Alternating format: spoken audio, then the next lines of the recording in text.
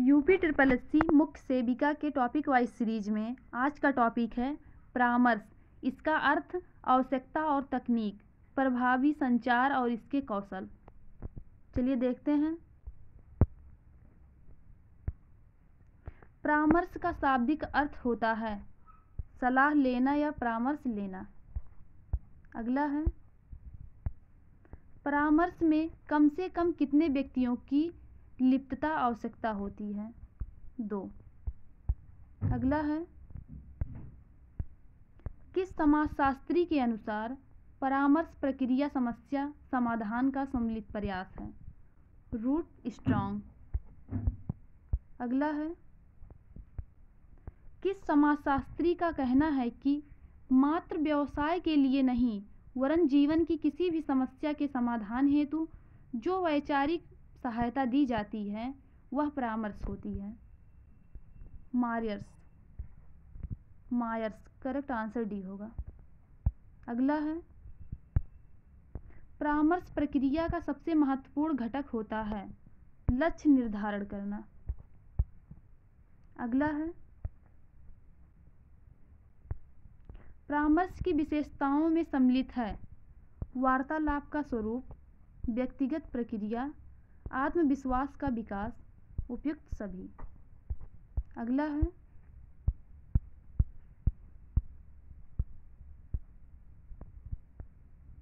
परामर्श की मुख्य विशेषताएं हैं समस्या समाधान में सहायता, प्रार्थी स्वयं निर्णय लेने में सक्षम, सौहार्दपूर्ण वातावरण, उपयुक्त सभी। Correct answer D. अगला है, परामर्श की विशेषताएं हैं समस्या परक, सहायता प्रदान करना, दो व्यक्तियों का आपसी संपर्क, उपयुक्त सभी। Correct answer D. अगला है, विलियमसन और हर्ले के अनुसार परामर्श प्रक्रिया के कितने पद होते हैं? 6।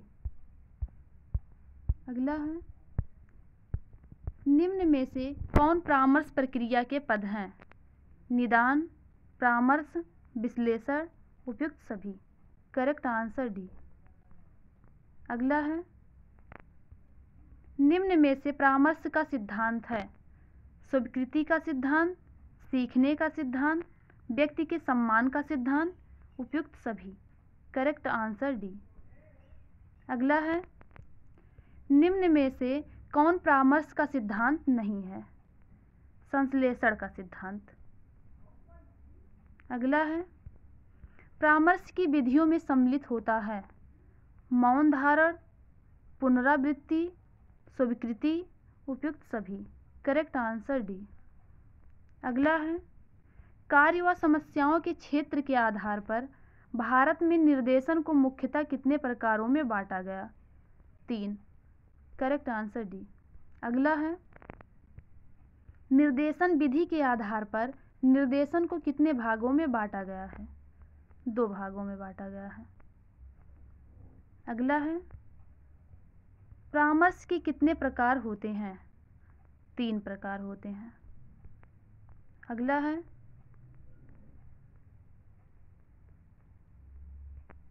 निर्देशित परामर्श के लाभ कौन कौन से हैं? प्रत्यक्ष विधि, समय की बचत, समस्या पर बल, उपयुक्त सभी।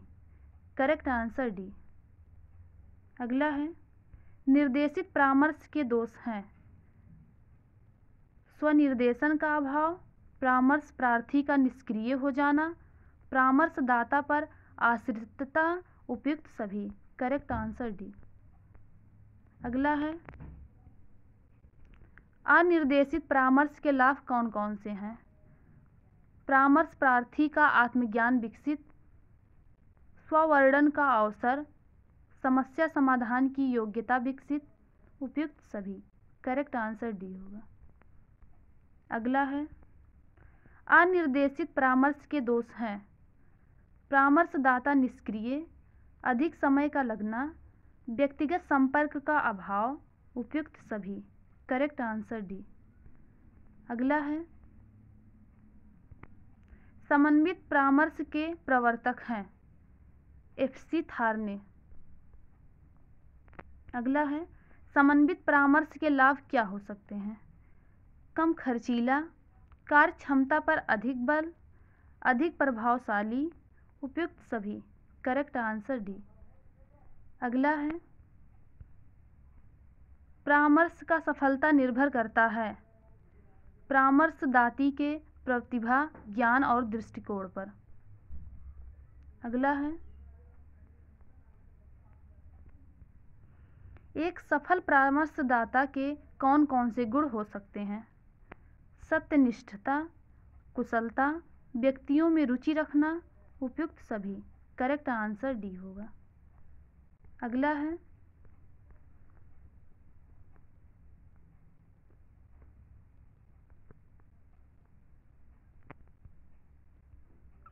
परामर्श की आवश्यकता क्यों पड़ती है? परामर्श प्रार्थी की समस्याओं को दूर करने के लिए, परामर्श प्रार्थी को आत्म मूल्यांकन के लिए। Correct answer D. अगला है, संचार में निस्पंदन के बुरे प्रभाव को कम करने के लिए किस उपाय का प्रयोग किया जाता है? स्पर्शीय संचार। अगला है, संचार प्रक्रिया में निम्नांकित में कौन कौन सा चरण पहले आता है? कूट लेखन। अगला है, औपचारिक दिशा निर्देश एवं प्राधिकार पदानुक्रम संचार के किस प्रकार के उदाहरण हैं? नियंत्रण। अगला है, अशाब्दिक संचार में निहित है भाव, भंगिमा, देह मुद्राएं एवं भावात्मक अभिव्यक्ति। अगला है, संचार का वह साधन जो बहुत सारे आदताओं को एक स्रोत से एक साथ सूचना प्रसारित करता है कहलाता है जन संप्रेषण। अगला है, अच्छे श्रोता बनने के लिए जो दो कौशल संबंधित हैं वे हैं ध्यान देना तथा प्रतिपुष्टि प्रदान करना। अगला है, निम्नलिखित में से कौन सा एक संपर्क कौशल नहीं है? तैरना। अगला है,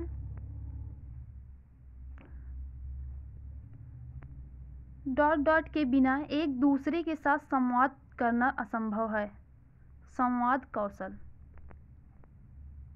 अगला है, निम्नलिखित में से कौन सा संप्रेषण में सबसे अधिक सहायक श्रव्य कौशल है?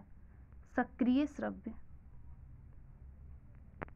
अगला है, निम्नलिखित में से कौन सा संप्रेषण कौशल के मूल्यांकन का सर्वाधिक उपयुक्त प्राचल पैरामीटर है? पृष्ठपोषण फीडबैक। अगला है, निम्न में से क्या संचार कौशल में बाधक नहीं है? संक्षिप्तता। अगला है,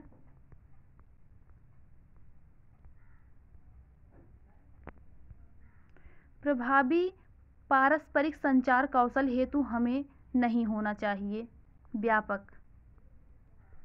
अगला है, संचार पर्यावरण के प्रमुख अंग हैं संदेश, उत्तर, माध्यम। करेक्ट आंसर बी होगा। अगला है, पारस्परिक कौशल का उद्देश्य कार्यकुशलता में सुधार करना एवं डैश को अधिक मूल्यवान बनाना है कर्मचारी। अगला है, किसी भी प्रकार के संप्रेषण में निम्नलिखित सम्मिलित है? एक प्रेषणकर्ता, एक संदेश, एक प्राप्तकर्ता। करेक्ट आंसर सी होगा। फ्रेंड्स, अगर आपको हमारा वीडियो पसंद आया हो तो वीडियो को लाइक, शेयर और सब्सक्राइब करना ना भूलें। वीडियो देखने के लिए धन्यवाद।